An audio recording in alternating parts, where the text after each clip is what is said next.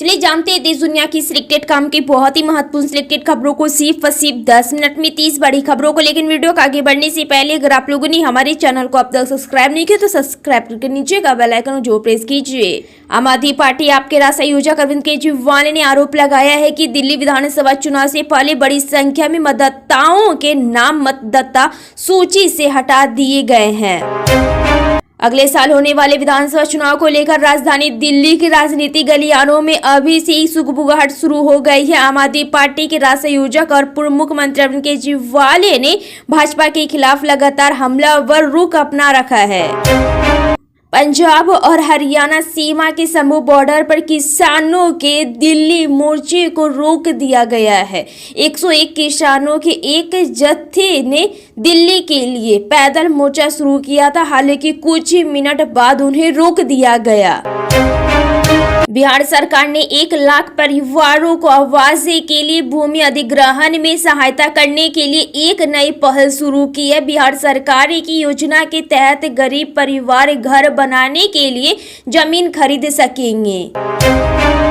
Shambhu border पर किसान नेता सरवन सिंह पंधेरे ने कहा कि अब 101 किसानों का जत्था 8 दिसंबर को दोपहर 12 बजे दिल्ली की ओर कूच करेगा। कल का दिन केंद्र सरकार से बातचीत के लिए रखा गया है। उन्होंने कहा है कि वे बातचीत के लिए तैयार है, इसलिए हम कल का इंतजार करेंगे और हम चाहते हैं कि बातचीत हो। हम सरकार से टकराव नहीं चाहते, हम शांतिपूर्ण रहेंगे। लोकसभा में बैठने की नई व्यवस्था की गई है, जिस पर राजनीति गरमाई हुई है। इस नए नियम की वजह से इंडिया गठबंधन में दरार पड़ने जैसी स्थिति में सामने आई है और ऐसा इसलिए कहा जा रहा है क्योंकि समाजवादी पार्टी सपा चीफ अखिलेश यादव सदन के भीतर की इस नई व्यवस्था के कारण कांग्रेस से खफा चल रहे हैं।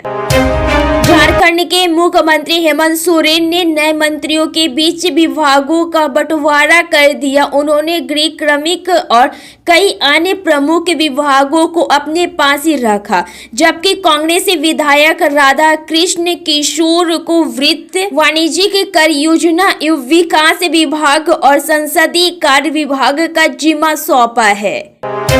देश की बढ़ती जनसंख्या को काबू में करने के लिए सरकार लॉन्ग टर्म प्लान पर काम कर रही है। सरकार 2060 तक स्थित जनसंख्या के लक्ष्य को हासिल करना चाहती है। सूत्रों की माने तो सरकार का फोकस स्वस्थ बच्चा और स्वस्थ मां पर है। देश में अगले साल जनगणना होगी जो 2026 तक चलेगी। पिछली जनगणना 2011 में हुई थी। संसद की शीतकालीन सत्र में वैसे तो तमाम मुद्दे को लेकर सत्ता पक्ष और विपक्ष एक दूसरे के खिलाफ आरोप लगा रहे हैं, लेकिन इस सब के बीच शुक्रवार को कांग्रेस सांसद अभिषेक मनु सिंघवी को आवंटित सीट से नोटों की गड्डी मिलने के बाद जमकर हमला हुआ है। हिंदू धर्म में महाकुंभ मेले का काफी महत्व होता है। इस बार महाकुंभ 13 जनवरी से लेकर 26 फरवरी 2025 तक उत्तर प्रदेश के प्रयागराज में लगने जा रहा है। महाकुंभ हर 12 साल में एक बार लगता है।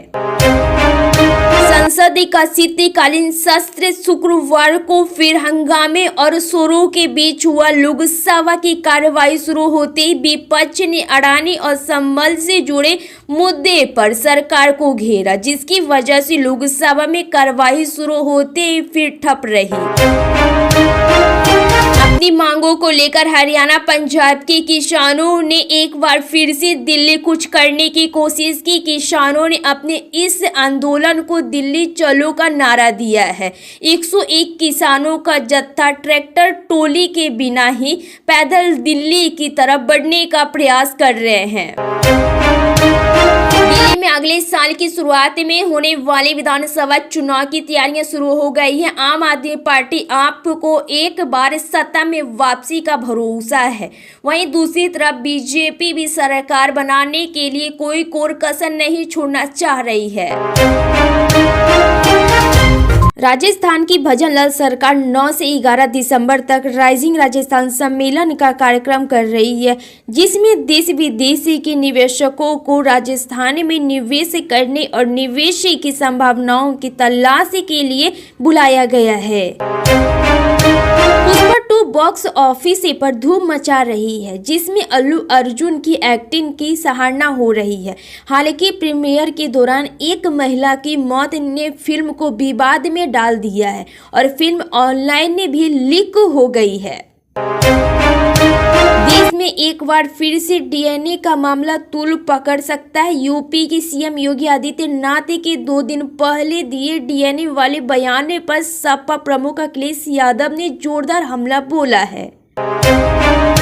दिल्ली विधानसभा स्पीकर रामनिवास गोयल के बाद आम आदमी पार्टी के एक और बड़े चेहरे दिलीप पांडे ने भी चुनाव न लड़ने का इशारा कर दिया है। उन्होंने एक्स पर लिखा है कि अब समय आ गया है कि वे चुनावी राजनीति की वजह पार्टी में रहकर कुछ और काम करें।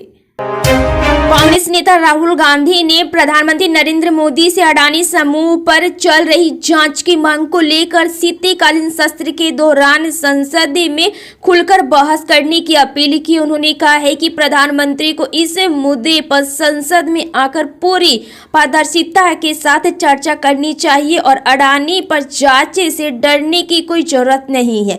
राहुल गांधी ने सोशल मीडिया प्लेटफॉर्म फेसबुक पर एक पोस्ट लिखते हुए प्रधानमंत्री नरेंद्र मोदी को सीधी चुनौती दी और लिखा, मोदी जी संसद में आओ, अडानी पर जांच से मत डरो। अयोध्या के सांसद अवधेश प्रसाद को लोकसभा में आगे की बेंच से हटाए जाने का मामला तूल पकड़ता जा रहा है। पिछले संसद सत्र में सपा को पहली पंक्ति में 2 सीटें मिली थी, जहां अखिलेश यादव और अवधेश प्रसाद भारतीय राष्ट्रीय विकास समावेशी गठबंधन इंडिया के अन्य नेताओं के साथ बैठते थे। लेकिन नई व्यवस्था के तहत अवधेश प्रसाद अब दूसरी पंक्ति में बैठेंगे। शंभू बॉर्डर पर दिल्ली कूच को तैयार आंदोलनरत किसानों पर आंसू गैस के गोले दागने पर कांग्रेस नेता राहुल गांधी ने निंदा की है। उन्होंने कहा है कि सरकार उनकी मांगों और समस्याओं को सुने और उनका समाधान करे। राहुल गांधी ने सोशल साइट एक्स पर ट्वीट किया और कहा है कि किसान सरकार के समक्ष अपनी मांगों को रखना चाहते हैं। वे अपनी पीड़ा जताने के लिए दिल्ली आना चाहते हैं, लेकिन उन पर आंसू गैस के गोले दागे गए। सरकार की ओर से उन्हें तरह तरह से रोकने के प्रयास किए गए हैं। यह पूरी तरह से निंदनीय है।